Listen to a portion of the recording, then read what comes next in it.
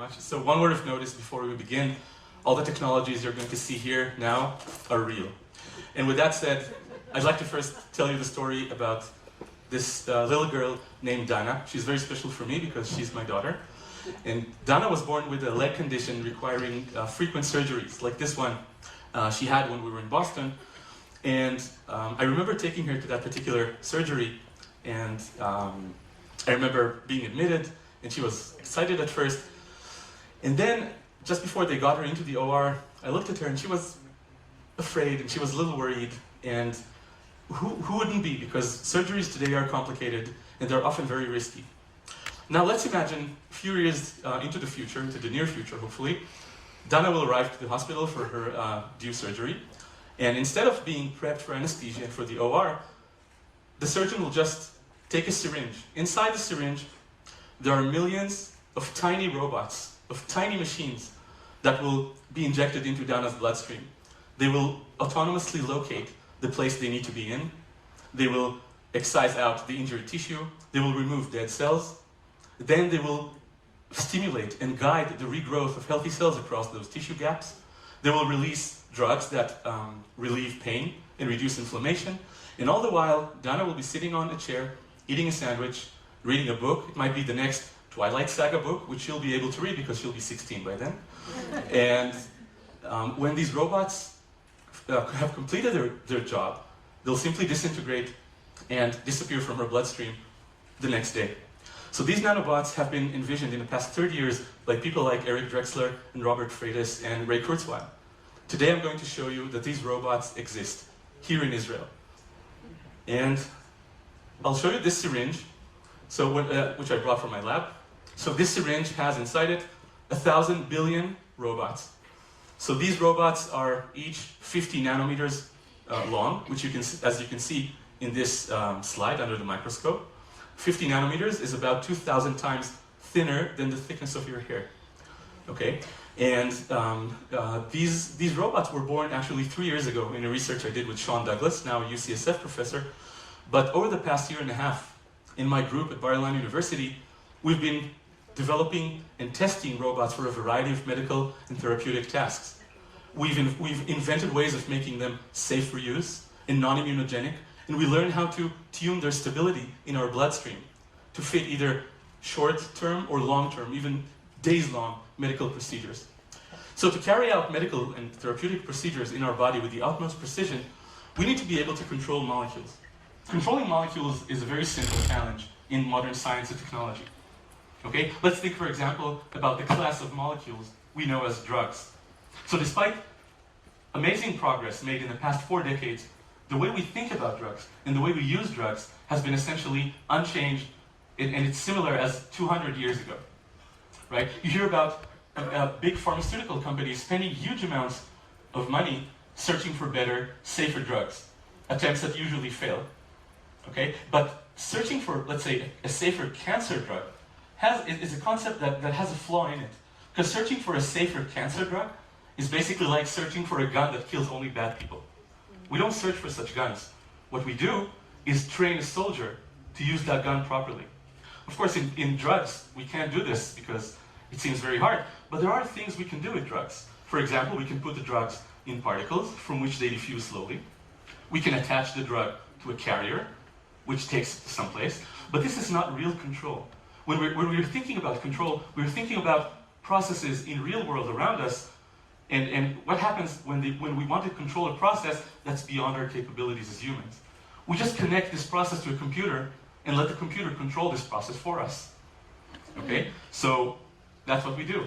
But obviously, this cannot be done with drugs because the drugs are so much smaller than computers as we know them.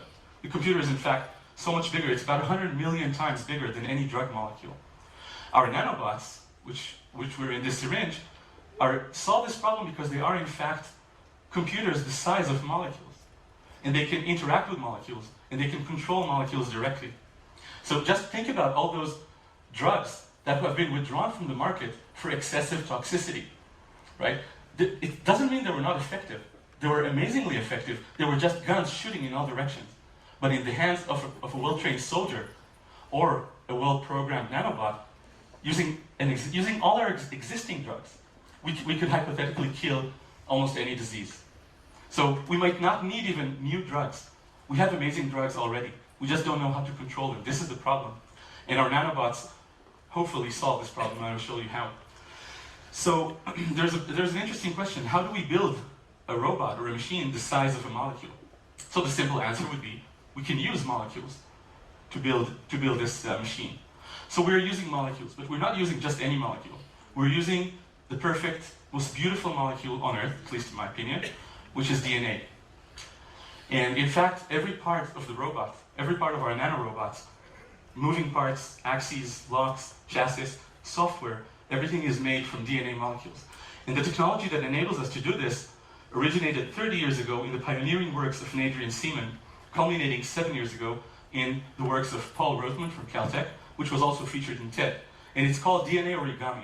Now in DNA origami, we do not use a piece of paper, we use a single long strand of DNA. And we fold it into virtually any shape we want. For example, these shapes. So these are actual microscopic images of shapes the size of molecules that were folded from DNA.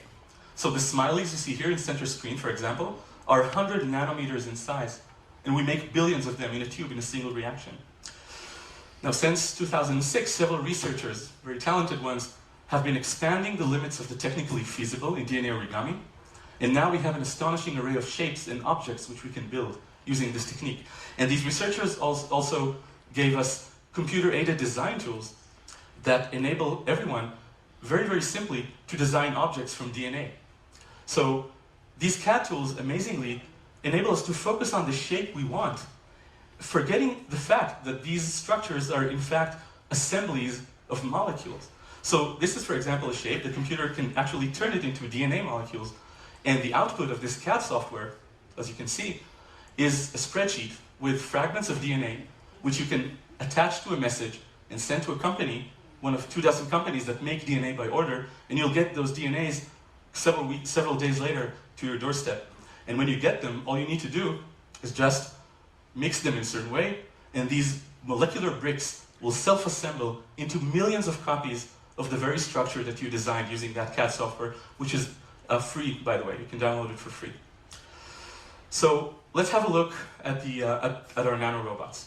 So this is how the nanorobot looks like. It's built from DNA, as you can see, and it resembles a clamshell in which you can put cargo. You can load anything you want, starting from small molecules, drugs, proteins, enzymes, even nanoparticles. Virtually any function that molecules can carry out can be loaded into the nanobot, and the nanobot can be programmed to turn on and off these functions at certain places and at certain times. This is how it controls molecules.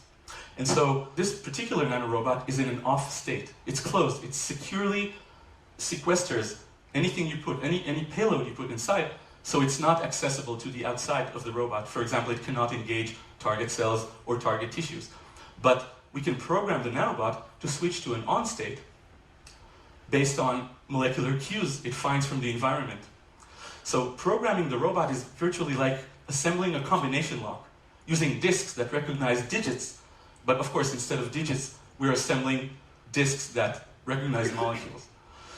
So these robots can turn from off to on, and when they do, any cargo inside is now accessible. It can attack target cells or target tissues or other robots, which you'll see later on. And so we have robots that can switch from off to on and off again. We can control their kinetics of transition. We can control which payload becomes accessible at which time point. And let's see an example of how these robots, for example, control a cancer drug. So what you can do is you can take nanobots, you can put the nastiest cancer drug you may find into the robots, even a cancer drug that's been withdrawn because of excessive toxicity. Okay? When the robots are locked and you put them in a mixture of healthy cells and tumor cells, nothing happens. No cell is affected because the robot safely sequesters those drugs inside. When we unlock the robots, all cells die because the cargo inside, the drug, attacks anything on site. So all cells eventually die. In this case, this is a fluorescent molecule to help us see better the output. But when we program the nanobots to search for tumor cells, particularly, so only the tumor cells only the tumor cells die because the robot doesn't care about the bystander cells, about the healthy cells. So it does not harm them at all. And we have nanorobots in our lab that can target about 10 types of cancer already, and other cell targets, and my team keeps expanding this range monthly. So these are nanorobots. And to another topic, organisms in nature, like bacteria and animals, have learned very early in evolution that working in a coordinated group conveys advantage and capabilities beyond those of the individual. And since we are interested in very complex medical procedures and very complex therapeutic settings, we were wondering what could we do if we could engineer artificial swarm behaviors into our nanobots as well. So we have extraordinarily large groups of nanobots. Can we teach them to behave like animals, like insects? And how do you do this? So the question is interesting. So you could think one way to do it would be to look at a natural swarm, like this swarm of fish, and simulate the dynamics of the entire swarm, and then try to write the codes, in molecules of course, that mimic the same behavior. This is virtually impossible. It's impractical. What we do is we take a single fish, or a single nanobot in our case, and you design a very basic set of interaction rules. And then you take this nanobot, you make 1 billion copies of it, and you let the behaviors emerge from that group.